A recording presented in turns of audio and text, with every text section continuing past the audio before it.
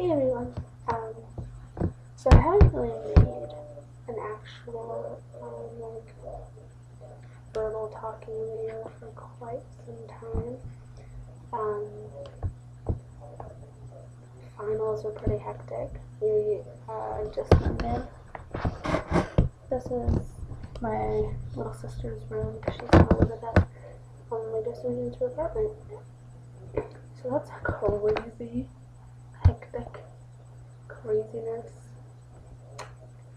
So yeah, this one kind of sucks. Super bad. It's definitely not my favorite, but I like the topic that I chose.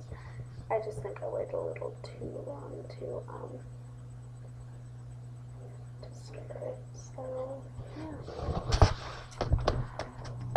In the growing ideals of religious thought, it is safe to say the blame put on women for many of the belief setbacks is apparent. Throughout both the Christian and Buddhist theologies, we can see a theme of damnation towards the women of the population involved. The writers of the text found ways in which the process of blaming women was simple, but although someone had to be blamed, this damnation was unnecessary and allotted to many of the roles women play today. The Buddhist and Christian texts also contributed to the ways in which men have viewed women for centuries and have affected the ways not only religion developed, but the society as a whole did as well. By examining particular events spoken of in Alan Sonberg's, Gale Street's, Susanna Elm's, and many others' articles, we can see a heightened trend of blaming women even through the differences of the texts themselves. The assertion is that men have used women as tools throughout the ages, wherein religion is the biggest contender, especially when it comes to males' downfall, and it affects the treatment of women over the entirety of it all. In the Buddhist tradition, there is a motif wherein the male is by nature superior to the female sex, both socially and spiritually, unquote. This is specifically shown through the passage of women into the religious practices of Buddhist men. Sortenberg writes about this trait in his manifestation of the four attitudes of Buddhist thought and action toward women. More specifically, in the second attitude of his institutional androcentrism. Here, the women with stipulations are allowed passage into the practices of the Buddhist beliefs that they must suffer the blame for the shortening of the Dharma's span. Quote, the Dharma enduring for only 500 years rather than 1,000, unquote. This is a blatant example for the women having to take the fall for this male-ran religion, but the possibility for women to be the reason their beliefs do not pull through is impossible. These women are made to follow stricter laws than their fellow male disciples. Therefore, the males would have the blame for a fall of their dharma, not the women. The blaming of women for a fall in religion is not uncommon in other belief systems. In early pagan Christian beliefs, there is a formation of damnation to the creator of wisdom and error, most known her as Eve. The basic Christian theology has led to speculation about the involvement of Sophia in their texts. To some, Sophia represents a possible Jesus-like figure, whereas to a less modern society she may have been a creator or at least a co-creator of the world in which we live. Although both roles entitle her as a powerful being, damnation is brought upon her by her male counterparts.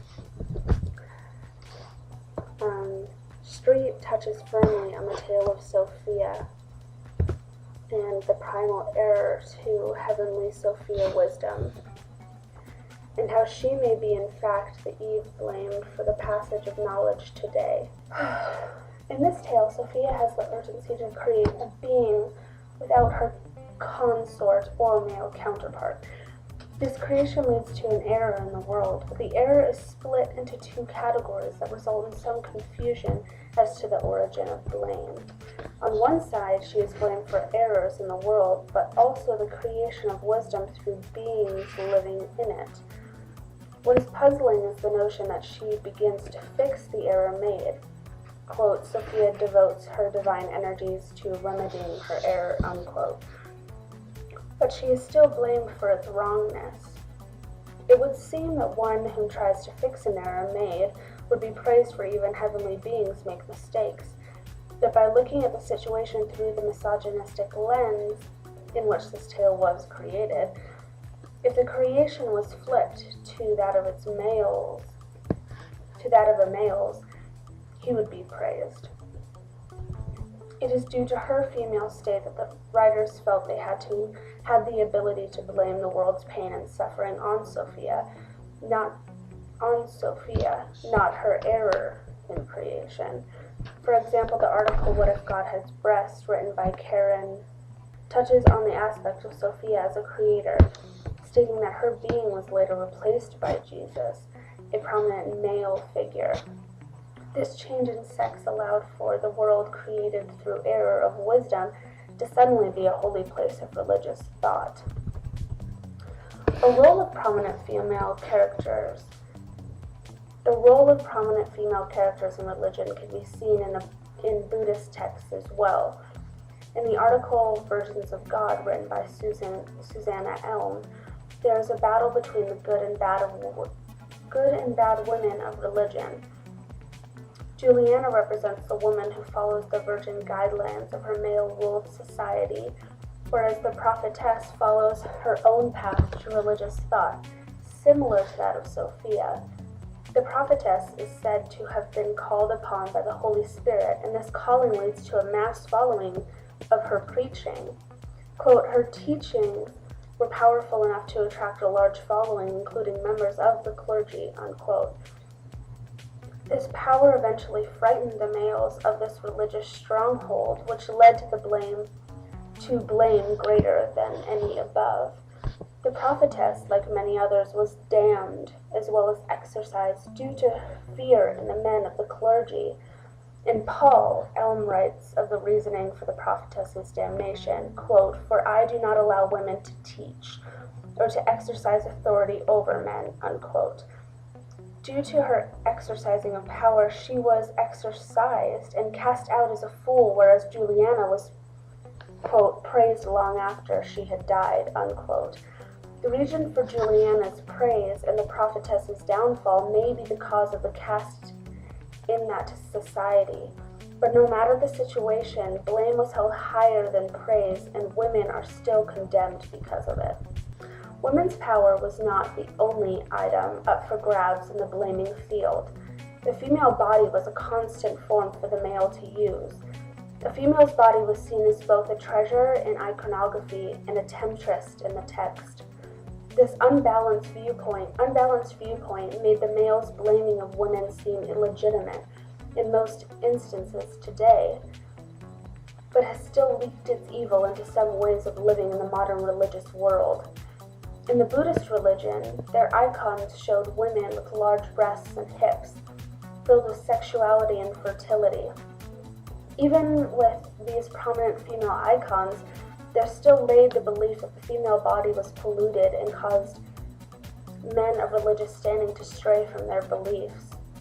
In Sortenberg's third attitude, Aesthetic Misogyny, he writes of the common view that women are temptresses, wherein he refers to the male belief that women are merely, quote, objects of desire, unquote. This common practice of shame towards women became hostile and led to the blame on women as the routine of ruin. Here, the blame is being cast due to the failing in the enlightened path many men wished to follow, due mainly to the act of Vesa on their part. The women once again were used simply as a tool because the male society did not hold the willpower to look upon themselves. This trend is also found in the Christian system as well. Paul commonly writes of the roles in which women should play. In MacDonald's article, Paul explores his fear in the female figure, believing that women should constantly be covered up due to their tempting presence.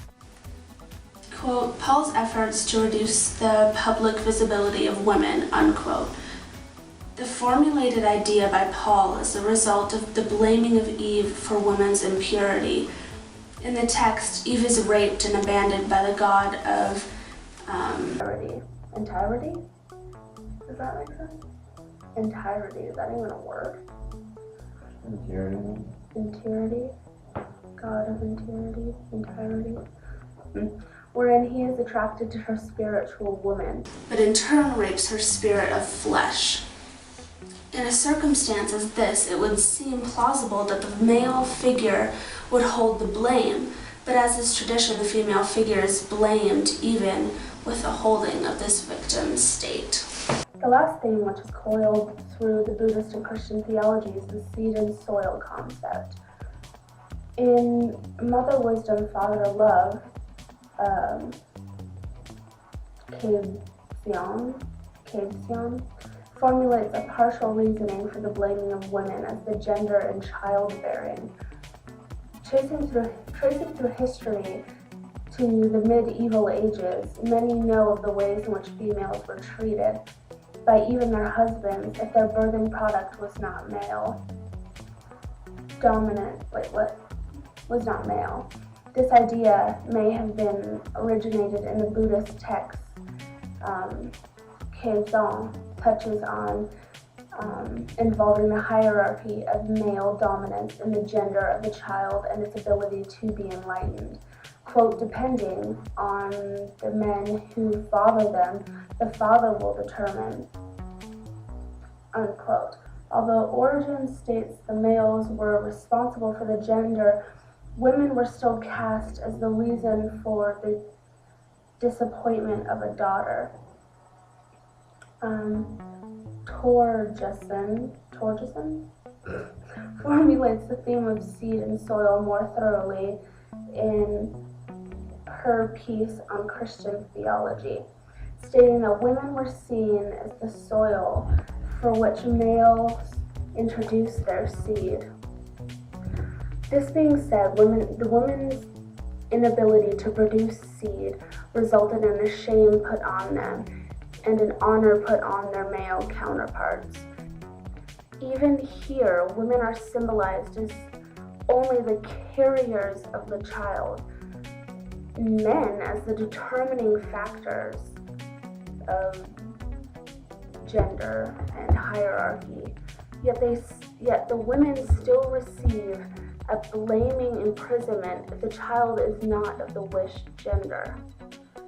This may be the most apparent example of irreparable stupidity and how a simple act of blaming game has affected the role of women even today in the childbearing process.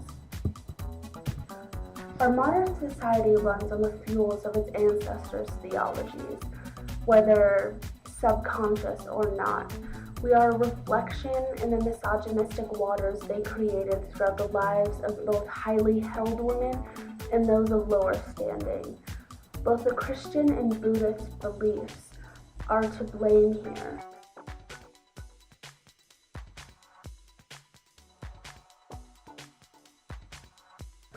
Whether it be fully put on male writers of the text, it is not mine to say, but this righteous blame should not be held on the female shoulder any longer. The female population does not hold the responsibility for the entirety of errors in this world. It is not to blame for the desires men have for their spiritual and physical beings. And women are definitely not the sole factors to the anger in having a child of their own standing. Women may be the soil, but the seed has a major part in the blame of the religious and social world as well. For although women have been and still are viewed as the cause of sin and death and everything wrong in the world, they do not hold the entire sphere of blame. So yeah. That is my paper. It's not that great. But oh well. Yeah, I guess talk to you guys later in another video or something. Yeah. My biggest contender. We're in the mail. I say we're in a lot. I love so much. I cannot. I'm gonna totally. Tor Jensen. Tor Jensen.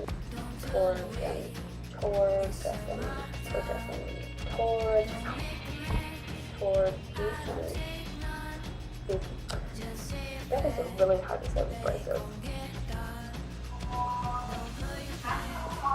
1 second. Hello?